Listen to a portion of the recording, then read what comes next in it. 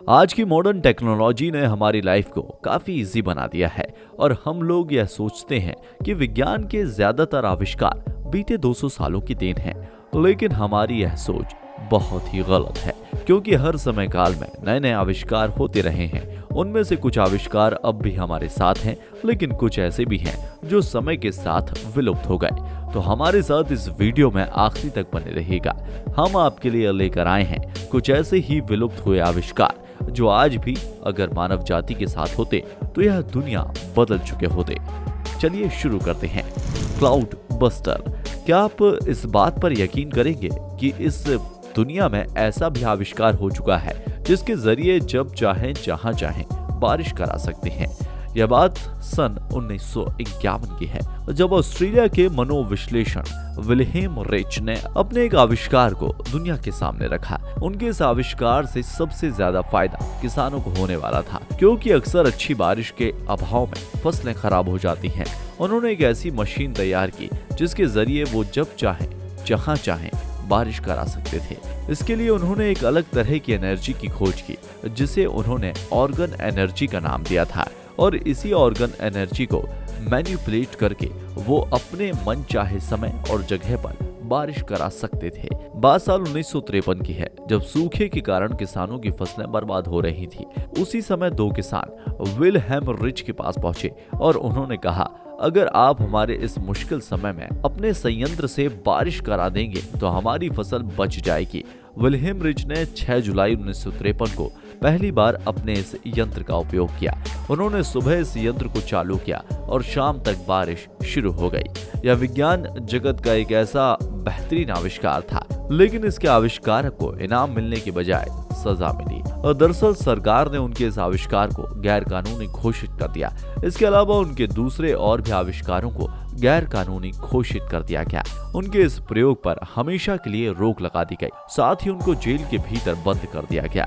Jail में रहते हुए ही उन्होंने अपने जीवन की आखिरी सांस ली और इसके बाद उनके इस यंत्र को नष्ट कर दिया गया। अमेरिका के रेंजली शहर में आज भी इस यंत्र के अवशेष देखे जा सकते हैं। लचीला कांच। शायद आप यकीन ना करें, लेकिन आज से 2000 साल पहले रोमन एम्पायर में एक ऐसे कांच का आविष्कार किया गया था जो इतना लचीला था कि उसके बर्तन को अगर कोई तोड़ मरोड़ दे तो वह टूटकर चकनाचूर होने के बजाय अपनी जगह में मुड़ जाता था, जिसे बाद में हथौड़े से ठोककर ठीक किया जाता था। वरना समानता हमने आज जो कांच देखे हैं वह बहुत ही खूबसूरत होते हैं, लेकिन उतने ही नाजुक भी होते हैं। जरा सी चोट से टूटकर चकनाचूर हो जाते हैं। लेकिन उसके द्वारा बनाया गया यह कांच इतना फ्लेक्सिबल था कि इस कांच के बर्तन को जिस जगह से दबाया जाता वो वहां से मुड़ जाता था। फिर वापस उस कांच को सीधा कर सकते थे। जिस आदमी ने वह कांच बनाया था वो उस कांच का कटोरा लेकर रोमन किंग टाइबेरियस सीजर के पास पहुंचा और उसने राजा को वो कांच का कटोरा भेंट किया और उसने कहा कि इस कांच को दुनिया में कोई भी नहीं तोड़ सकता। राजा ने उसकी बात सुनी और उस कांच को तोड़ने की कोशिश की, लेकिन वह कांच टूटने की बजाय अपनी जगह से मुड़ गया, जिसे बाद में हथौड़े की सहायता से उसने दोबारा कटोरे की शक्ल दे दी। फाइनली कांच का कटोरा नहीं टूटा। राजा यह सब देखकर हैरान हुआ। उसने पूछा कि तुम्हारे अलावा और कौन कौन यह कांच बनाना जानता है? तो उसने कहा कि मेरे अलावा दुनिया में इस तरह के कांच को बनाना और कोई नहीं जानता। उसका इतना ही कहना था कि राजा ने उस आदमी को मौत की सजा सुना दी, क्योंकि राजा को लगा कि अगर इस तरह का कांच का चलन आ गया तो सोने और चांदी की वैल्यू कम हो जाएगी। इसलिए राजा ने उस आदमी को मौत के घाट उतार दिया। इस तरह उस कांच का आविष्कार उस व्यक्ति के साथ ही चला गया और फ्लेक्सिबल ग्लास का रहस्य आज भी बरकरार है। डेथ रे। विज्ञान के इस दौर में निकोला टेस्ला को सभी जानते हैं, जिन्होंने अपने जीवन काल में बहुत से ऐसे आविष्कार किए जिन्हें हम आज भी अपने जीवन में इस्तेमाल कर रहे हैं। वह एक साइबेरियाई अमेरिकी वैज्ञानिक थे और दुनिया के महानतम वैज्ञानिकों में गिने जाने वाले निकोला टेस्ला ने बहुत बड़े बड़े आविष्कार किए। उनके कुछ आविष्कार ऐसे भी हैं जो दुनिया के सामने नहीं आए और उनके साथ ही उन आविष्कारों की इंफॉर्मेशन भी चली गई। यह बेसिकली ऐसा यंत्र था जो इलेक्ट्रोमैग्नेटिक बीम क्रिएट करता था और इस हथियार की मदद से आसमान में उड़ रहे विमानों को आसानी से गिराया जा सकता था। यह बहुत ही खतरनाक हथियार था जो अगर किसी देश के पास हो तो उसे युद्ध में हरा पाना बड़ा मुश्किल हो जाता, क्योंकि वह उस देश की वायुसेना को नष्ट करने की क्षमता रखता था। लेकिन टेस्ला अपने इस आविष्कार को कभी भी पूरा नहीं कर पाए। पैसों की कमी थी और उन्हें कोई ऐसा व्यक्ति नहीं मिला जो उनके इस आविष्कार पर पैसा लगा सके। उनकी थ्योरी हमेशा के लिए थ्योरी ही रह गई। उनकी मौत के बाद इस आविष्कार की कहानी भी बंद हो गई। Greek fire. रोमन एम्पायर अपने समय में काफी शक्तिशाली था और उसके काफी दुश्मन भी थे, इसलिए अक्सर युद्ध भी हुआ करते थे। ऐसी सिचुएशन में रोमन एम्पायर ने एक ऐसा हथियार का आविष्कार किया जो बड़ी ही भयानक आग उगलता था और बड़े पैमाने पर दुश्मन के खेमे में तबाही मचाता था। इस आग का इस्तेमाल करके अक्सर रोमन साम्राज्य के सैनिक दुश्मन के जहाजों को नष्ट कर दिया करते थे, उनमें आग लगा दिया करते थे। इस हथियार से निकलने वाली आग की एक खासियत यह थी कि यह पानी मारकर बुझाने से नहीं बुझती थी।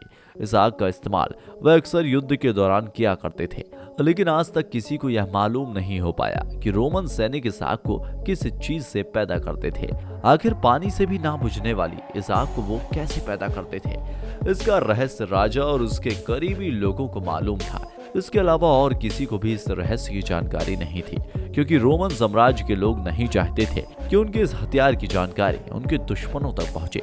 समय के साथ रोमन साम्राज्य खत्म हो गया और उनके साथ ही इस हथियार की तमाम जानकारी और तकनीक भी समाप्त हो गई। आज कोई नहीं जानता कि आखिर रोमन सैनिक किस तरह उस आग को पैदा करते थे। कुल मिलाकर ग्रीक फायर एक रहस्य बनकर रह गया। Salute digital coding system. वैसे तो अब हम कंप्यूटर के जमाने से आगे निकल आए हैं। आज हर हाथ में टैबलेट, लैपटॉप, स्मार्टफोन और गैजेट्स हैं। इनमें सबसे कॉमन है स्मार्टफोन। आजकल हम में से हर किसी के पास स्मार्टफोन मौजूद है। स्मार्टफोन खरीदते समय आप सबसे पहले क्या देखते हैं? उसकी रैम और स्टोरेज कैपेसिटी कितनी है, क्योंकि स्मार्टफोन में जितनी ज्यादा रैम होगी वह उतना ही अच्छा और स्मार्ट वर्क करेगा, और स्टोरेज कैपेसिटी जितनी ज्यादा होगी उसके अकॉर्डिंग ही हम उसमें अपना डाटा स्टोर कर सकते हैं। लेकिन यह बात भी सही है कि स्टोरेज कैपेसिटी कितनी भी ज्यादा क्यों ना हो, यूज करते करते एक ना एक दिन स्मार्टफोन की मेमोरी वैसे भी फुल हो जाती है। ऐसी सिचुएशन से निपटने के लिए हमारे पास अब तक कोई भी सॉल्यूशन मौजूद नहीं है। लेकिन आज से 25 साल पहले यानी कि साल 1995 में नीदरलैंड के एक इलेक्ट्रिकल इंजीनियर जेम्स सैल्यूट ने डाटा कंप्रेशन की एक ऐसी तकनीक विकसित की थी जो 128 जीबी के डेटा को 4 जीबी के फोन में स्टोर कर सकती थी। एक हाई क्वालिटी मूवी को कुछ केबी में स्टोर कर सकती थी। इतनी ही शानदार खोज को लेकर वह फिलीपींस कंपनी के पास गया, जहां उन्होंने एक 64 केबी की छोटी सी ड्राइव में 8 फिल्में स्टोर की और उसे चलाकर भी दिखाया। अभी उनकी इस डिवाइस को मार्केट में लाने का प्लान चल ही रहा था कि 11 जुलाई 1999 को एक बड़े ही रहस्यमय तरीके से उनकी मौत हो गई, और जिस ड्राइव में उन्होंने इस सॉफ्टवेयर की कोडिंग की थी वह ड्राइव भी गुम हो गई। और इस तरह का एक बेहतरीन आविष्कार हम लोगों के सामने आने से रह गया। सोचिए अगर वह आविष्कार जनरलाइज हो जाता तो स्मार्टफोन में कैपेसिटी की प्रॉब्लम बहुत हद तक कम हो जाती। दोस्तों, अगर ये आविष्कार आज होते तो हमारी दुनिया का स्वरूप कैसा होता? हमारे और आपके जीवन में क्या परिवर्तन हो चुके होते? क्या आपको भी लगता है कि अगर ये आविष्कार आज भी हमारे बीच होते तो हमारी दुनिया आज से बेहतर होती? विज्ञान की दुनिया में ऐसे बहुत से आविष्कार हैं जो समय के साथ चलते हैं, लेकिन कुछ आविष्कार ऐसे भी होते हैं जो समय के साथ सामने नहीं आ पाते और एक बार फिर गुमनामी के अंधेरों में खो जाते हैं। वीडियो को आपने आखिरी तक देखा, इसके लिए आपका बहुत बहुत शुक्रिया। हमारी पूरी टीम इस वीडियो पर आपके कमेंट का इंतजार करेगी, इसलिए अपने विचार कमेंट बॉक्स में जरूर रखिएगा। हम फिर मिलेंगे एक नए वीडियो में। तब तक के लिए जय हिंद, जय भारत, वंदे मातरम।